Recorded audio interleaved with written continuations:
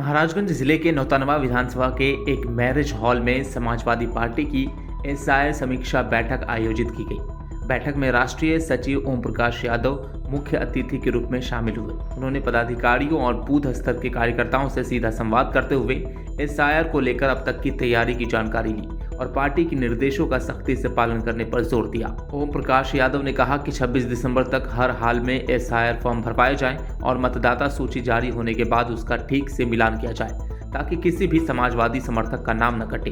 उन्होंने भाजपा प्रदेश अध्यक्ष की नियुक्ति पर तंज कसते हुए कहा कि अब उनकी पार्टी के अंदर की तकरार खुलकर सामने आ रही है। बैठक को संबोधित करते हुए पूर्व सभापति गणेश शंकर पांडे ने कहा कि 2027 का चुनाव संविधान बचाने का चुनाव है। उन्होंने कार्यकर्ताओं से अपील की कि वे अभी से पूरी निष्ठा के साथ जुट जाएं और राष्ट्रीय अध्यक्ष अखिलेश यादव के निर्देशों के अनुसार एसआईआर प्रक्रिया में सक्रिय भूमिका निभाए। के विभिन्न राज्यों में एसआईआर की प्रक्रिया चल रही है। ऐसे में उत्तर प्रदेश के महाराजगंज जिले में समाजवादी पार्टी के राष्ट्रीय सचिव ओम प्रकाश यादव जी अपने कार्यकर्ताओं के बीच एसआईआर की समीक्षा बैठक के लिए आए हुए हैं।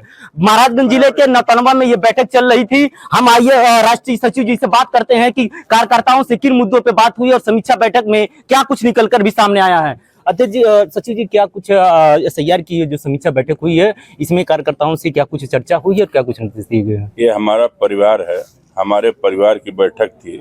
परिवार की हमने समीक्षा किया कि कैसा काम चल रहा है। बाकी रिपोर्ट अध्यक्ष जी हमको दे दिए हैं और हमारे परिवार के लोग, हमारी पार्टी के लोग, सभी लोग जो हमारे राष्ट्रीय अध्यक्ष जी का आदेश है, उनकी इच्छा, उनकी मंशा है, उसके अनुरूप सभी लोग काम कर रहे हैं। और जिसका परिणाम है कि उत्तर प्रदेश का मुख्यमंत्री गिड़गिड़ाता हुआ नजर आया निर्वाचन आयोग के सामने और कहा कि 4 करोड़ वोट अभी बच गए हैं जो हमारे वोट हैं, जबकि ऐसा नहीं है कि उनके वोट हैं, उसमें हमारे भी वोट थोड़े बहुत हैं। लेकिन हमने बधाई दिया है समाजवादी पार्टी के कार्यकर्ता और नेताओं को इनके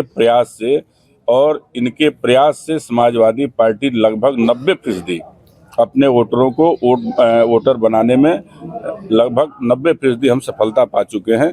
10% जो कमी रह गई है वो भी हम 26 तारीख तक पूरा कर लेंगे और भारतीय जनता पार्टी को एसआईआर की लड़ाई में ही हमारे पार्टी के नेताओं और कार्यकर्ताओं ने मिलकर हरा दिया उसको। राष्ट्रीय अध्यक्ष अखिलेश यादव जी ने अभी एक आरोप लगाया है कि एसआईआर के माध्यम से समाजवादियों का वोट काटा जा रहा है। इसको लेकर क्या कहेंगे आप? ये सही है जी।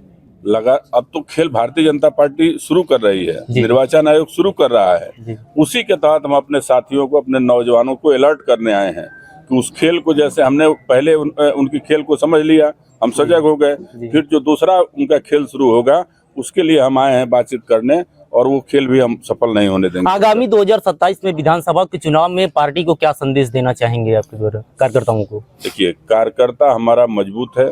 राष्ट्रीय अध्यक्ष जी को समाजवादी पार्टी का कार्यकर्ता ही नहीं, आम जनमानस भी मुख्यमंत्री बनाना चाहता है आदरणीय अखिलेश यादव जी को। इसलिए हम केवल अपने कार्यकर्ता साथियों से कहेंगे कि समाज के सभी वर्गों को साथ लेकर के चलें, समाज के सभी वर्गों का सम्मान करें, जो वंचित हैं, उपेक्षित हैं, उनका साथ दें।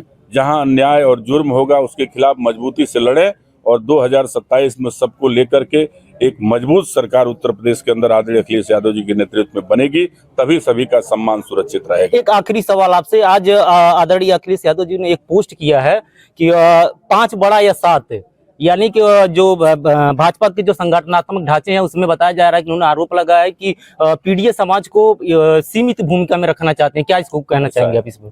कि भारतीय जनता पार्टी की अंदरूनी लड़ाई अब बाहर आ चुकी है। आप ही के जनपद के सांसद को भारतीय जनता पार्टी ने प्रदेश अध्यक्ष बनाया है। एक चीज हमें आप बताइए, मैं नेता हूं, पार्टी का कार्यकर्ता हूं और मोहन बगान इस देश की सबसे बड़ी फुटबॉल की टीम है, उसका अगर हमको कप्तान बना दिया जाए तो हम फुटबॉल के बारे में क्या जानते हैं? पंकज चौधरी को संगठन का कोई अनुभव नहीं है, वो केवल तालमेल इधर उधर करके और परिस्थितियां ऐसी बनी कि वो एमपी होते रहे, बाकी उनको कोई अनुभव न है, न उनके बनाने से भारतीय जनता पार्टी को कोई फायदा होने वाला है। और भारतीय जनता पार्टी की अंदरूनी लड़ाई, अमित शाह, योगी, मोदी की लड़ाई अब सड़क पे आ चुकी है और वो आपस में ही अभी कपड़ फड़ोवल करेंगे। आप लोग देखते रहिए। Bureau report, dynamite news, Maharajganj.